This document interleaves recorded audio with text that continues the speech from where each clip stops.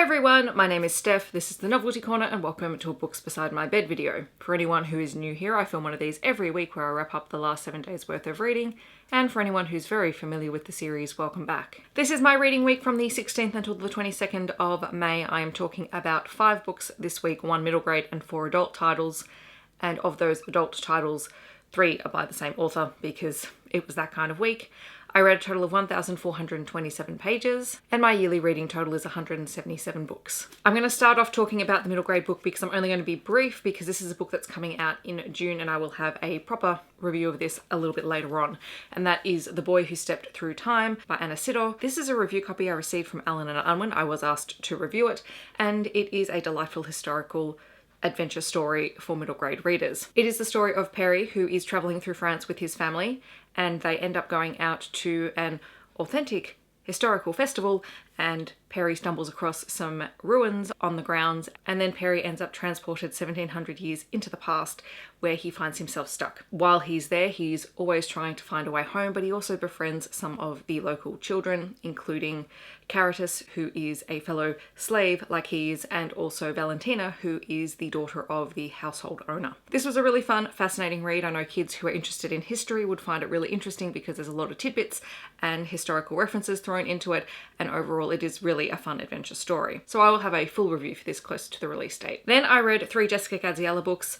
They are books that take place in her Navasink Bank world, and I have read a lot of books now in and around that, so I recognise many of the characters, but we are jumping around in timelines here, so I'll try and keep things straight if I can. The first one that I picked up was a book called Niro, which is the Henchman MC Next Generation series, book 1, and she has an entire series that takes place with the original members of the Henchmen, who are a motorcycle gang living in Navasink Bank, which is a town that is full of various criminal organizations. So in this particular series, we're following the children of the original members from the first series, and you can actually read this without having read any of the others, which is how I started it. So this is a motorcycle romance story. It is the romance between Niro and Andy, who have known each other since they were children.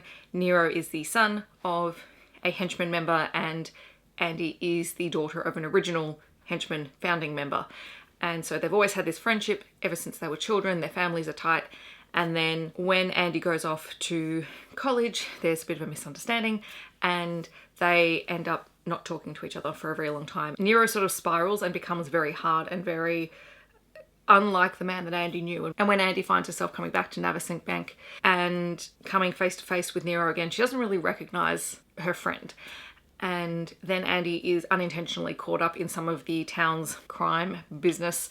Niro is the one who helps her out and tries to protect her, and so it is really the rekindling of their relationship. It's not quite a second chance romance, it's more sort of childhood friends to lovers. It was fun. I enjoyed it. I really liked the characters. And then Jessica Gaziella sent out the second book in the series, which is Malcolm, which hasn't been released yet, but will hopefully be out very soon. And that is the second book in the Henchman MC Next Gen series. And Malcolm, again, is one of the children of the original henchmen. He is sort of known as being the quiet, solid one of the Next Gen group. He also takes care of all of the cousins. He's quite often driving the girls he grew up with out for their nights out and then collecting them at the end of it so that everyone is safe. And while he does that, he spends time at this local diner where there is a waitress there who he is attracted to, and he likes spending time there when he's dropping the girls off. So he ends up getting to know her. Her name is Holly, and Holly has her own story in that she's in town in this crappy job because her brother has been injured in an accident and he needs someone to take care of him, and it's just the two of them. So she's working in this crappy job in this crappy diner with a boss who's terrible.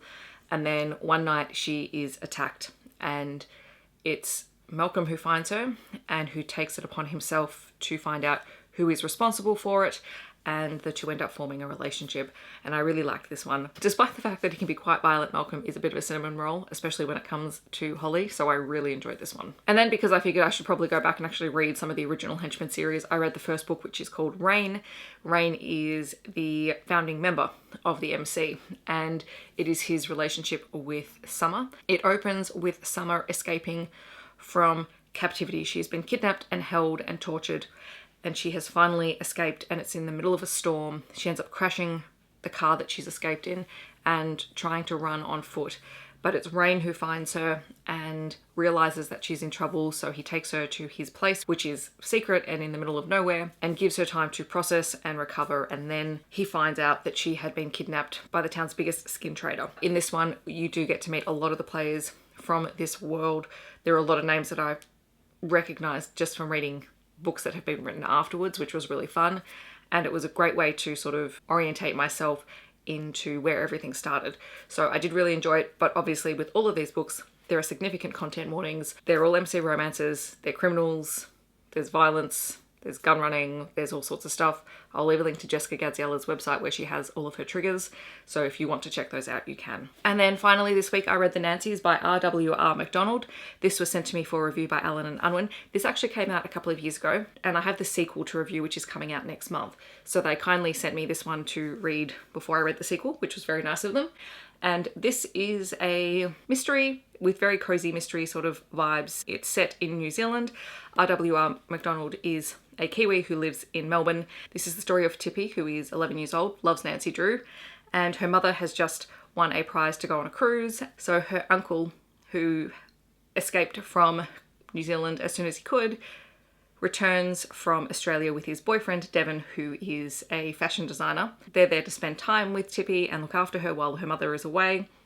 And while they're in town, Tippy's classroom teacher is murdered, and they become very suspicious, and in the vein of Nancy Drew, they decide to investigate exactly what went on. Uncle Pike and Devon are very vivacious, very out there sort of characters, and they're fun. They love Tippy to death. They want to do anything for her, and we slowly begin to realize that something happened with Tippy's father. He's obviously passed away, and it's quite recent, and so Tippy and her mother are still dealing with that, but there's something that had gone on before all of that Tippy is unaware of. And the entire story is told from her perspective, and she's 11 years old. So there's a lot of adult jokes that go over her head, but we as readers pick up on, and I really enjoyed it. And it was such a fun, entertaining read, and I really enjoyed it. So I'm very curious to pick up the next book and see how I feel about it, which apparently you can read the next one as a standalone, but I'm kind of glad that I read this one just to get the background. So that is everything that I read this week. In the comments, let me know if you have read any of these books or if you're planning on reading them in the future.